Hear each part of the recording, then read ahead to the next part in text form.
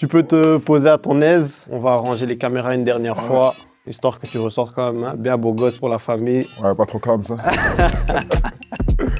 aanvaller mooi. En dan Kanga. Oh, schitterende driehoek. Kanga. Dans un angle très fermé qui marque. En het is money time. En nog altijd 0-2. En het wordt 0-3, want de hat-trick is een feit. Ouais, il est beau, hein. On sait que le foot, c'est un sport collectif. Qu'est-ce que ça te fait quand même de temps en temps pouvoir gagner un prix individuel comme ça? C'est sûr que le foot, c'est un sport collectif. Après, gagner des prix individuels, ça fait toujours plaisir. Mais voilà, on travaille déjà pour l'équipe. Et puis, quand l'équipe joue bien, forcément, il y a des individualités qui ressortent. Et voilà, on gagne des trophées individuels, mais grâce à l'équipe surtout. Je l'ai dit, un joueur du mois de janvier pour la Fantasy Pro League, notamment grâce à un très bon match contre le Standard. Comment tu le vis, ce genre de match? Après, déjà, pour moi, c'était un match spécial. Voilà, c'est mon ancien club. Et c'est la première fois que je repartais là-bas pour y jouer. Donc déjà, avant le match, j'avais un feeling je voulais jouer ce match. J'étais pressé de jouer devant mes anciens supporters. Et voilà, après, dès que le match il a commencé, voilà, je me sentais bien, première touche de balle, tout. Et puis après, première occasion, je réfléchis pas, je tire, j'essaie de tirer fort et en même temps de la placer. La balle elle rentre et puis après voilà, je suis en plein dedans et puis après ça va comme ça. Des matchs comme ça, voilà, je pense pas que tu réfléchis, tu dis oui, je vais faire ci, faire ça. Ça déroule comme ça automatiquement. Entre toi et moi, le triplé pour un attaquant, comment tu te sens après le match? Tu rentres comment au vestiaire? Ah, c'est sûr que ça fait du bien de mettre 3 buts. Hein. Mettre 3 buts comme ça d'affilée, c'est beau. Et je pense aussi que c'est encore plus beau de le faire quand il y a la victoire. Tu vois. Et ouais, franchement, dès que tu rentres dans le vestiaire, tu te sens bien. Mais t'as envie d'encore d'y regoûter. Donc voilà, je pense pas que t'es rassasié. Dès que tu mets 3 buts, t'as envie encore d'en mettre 3 buts. T'as envie de reconnaître de reavoir cette sensation plutôt. Tu vois. Mais le but typique Wilfried Kanga, il ressemble à quoi? Franchement, c'est le premier but. Hein. Le premier but comme ça, j'en ai eu beaucoup de buts comme ça. Je fais des appels comme ça croisés, mais pas très grands.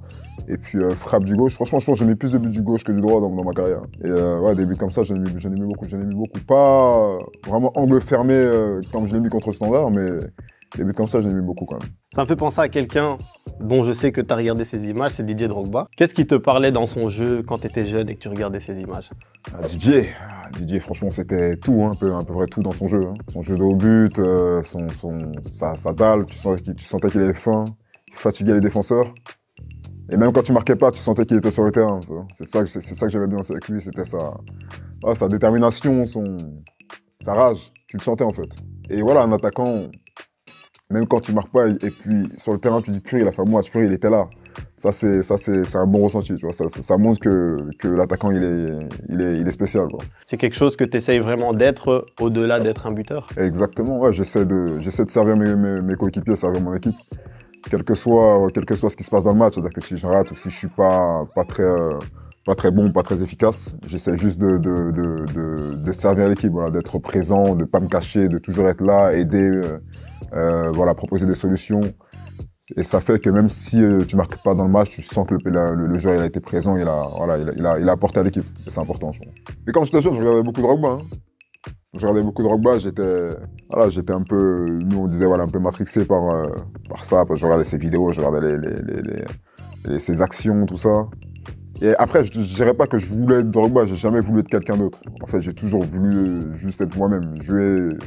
Mais voilà, j'ai été inspiré par ce genre de joueur et quand j'étais petit, voilà, c'est pour ça que je travaillais mon pied gauche parce que je voyais Drogba, il se retournait, il mettait des pétards du gauche. Je disais, ah ouais, c'est beau, c'est pas mal ça quand t'es un attaquant. Et voilà, quand j'étais petit, en fait, je voulais vraiment être un joueur assez complet. Et la culture du foot à Paris, comment est-ce que ça t'a forgé d'une certaine manière? Ah, ça m'a vraiment forgé. Hein. Mais je trouve que les générations d'aujourd'hui, c'est plus pareil. Nous avant, quand on jouait, j'ai 27 ans, je suis pas non plus vieux.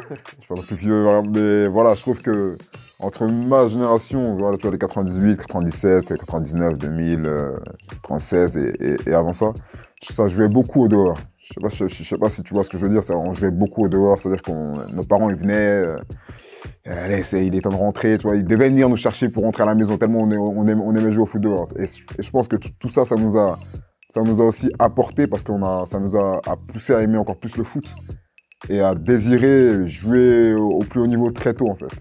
On kiffait se sentir, voilà. Il y avait des bons joueurs en plus là où j'ai grandi, tu vois, dans nos quartiers. Et donc, voilà, tu voulais tout le temps te comparer à un tel. Ça jouait, ça jouait jusqu'à pas d'heure. Et puis, je pense que c'est ça aussi qui m'a forgé, qui a forgé beaucoup de joueurs qui viennent de Paris, qui viennent des quartiers. C'est le fait de jouer toujours, c'est le fait de jouer dehors, de s'amuser, de ne pas prendre le foot au sérieux. Plus comme un jeu, comme si tu jouais. Et je pense qu'il faut garder cet état d'esprit-là, même quand tu joues en pro. C'est cet état d'esprit de jouer pour le plaisir, quoi. Pour le plaisir, c'est un jeu de base, le foot, en premier lieu, c'est un jeu, quoi. Donc il faut garder cet état d'esprit de jouer au foot, de prendre du plaisir et de kiffer, quoi, sur le terrain. Sinon, ça sert à rien, sinon, je pense. Est-ce que ça a été dur pour toi de quitter Paris? Non, franchement, non. Franchement, non, pas. Ça n'a pas été très, très dur. Moi, je suis quelqu'un vraiment un peu de solitaire, un peu. C'est-à-dire que je suis très bien, même quand je suis solo, quand je suis tranquille. Donc non, franchement, ça m'a même plus apporté, je dirais, en fait. Ça m'a apporté, ça m'a ouvert les yeux, ça m'a fait grandir plus tôt, je trouve. Donc ouais, ça m'a fait du bien. Ça m'a pas du tout, j'ai pas trouvé ça difficile, quoi. Voilà. Maintenant, moi, ce que je me demande, c'est est-ce qu'il y a un plat qui te ramène quand même un peu à la maison? Est-ce que c'est grec ou est-ce que c'est garba? Est-ce que c'est aloko? Qu'est-ce qui te ramène déjà à la là, t'en maison? as dit deux qui sont vraiment dedans, là. Garba, Acheke et aloko, franchement, c'est les plats qui me ramènent chez moi, hein. Chez ma mère, hein. Ouais. Ah, ça c'est sûr. La cuisine de la maman, toujours. La cuisine de la maman, franchement, c'est terrible. Et ma femme aussi, elle cuisine super bien, ça. Donc c'est top. C'est bon, tu gagnes des points là, tu gagnes des Ah. points. Pour revenir à Paris, si tu devais faire une équipe de 5 joueurs, mais que des joueurs de Paris. Waouh. Laisse-moi réfléchir, hein. 5 joueurs, hein. Ouais. Il faut que je fasse tout, défenseur, attaquant un peu. Bah, déjà, j'irais Kylian, Mbappé, Ibou Konaté, Kingsley Coman. Il m'en reste 2. J'en ai oublié sur certains, mais bon. Elle est déjà pas mal, ton équipe. Ouais, elle est déjà pas mal, mais un gardien, ouais, Mike Maignan. Mm.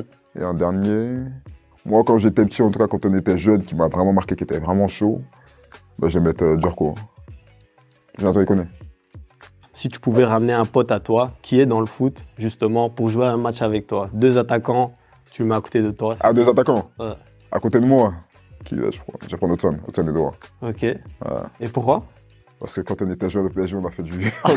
On était très Du très sale. fort. Ouais, c'était. Ah, on a marqué des buts, hein. Ah, franchement, on était bien complémentaires devant ensemble. Ok.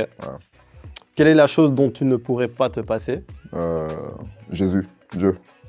Et c'est la dernière question que je voulais te poser justement. Quel est le rôle de la religion dans ta vie, dans ta carrière? J'ai vu aussi que sur ta bio Instagram, tu as un verset. Est-ce que tu sais nous dire ce que ça signifie pour toi? Tout. Ça signifie tout pour moi. Sans le Seigneur, je ne serais pas où je serais aujourd'hui. C'est lui qui me guide, c'est lui qui m'éclaire, c'est lui qui me donne la force, c'est lui qui me donne toutes choses. Donc sans lui, je ne serais pas où j'en suis aujourd'hui. Donc tout ce que j'ai, c'est grâce à lui. Et tout ce que je vais avoir plus tard aussi, c'est grâce à lui. Donc, et tout ce que je fais aussi, c'est pour lui. Tout ce que j'entreprends aussi, voilà, c'est pour lui. Donc j'essaie aussi de lui ressembler le plus possible et de faire premièrement sa volonté. Et voilà, ma vie, c'est pour Christ. Amen. Amen. Merci pour l'interview, Merci à vous. merci pour ton temps et c'est tout pour aujourd'hui. Merci à vous.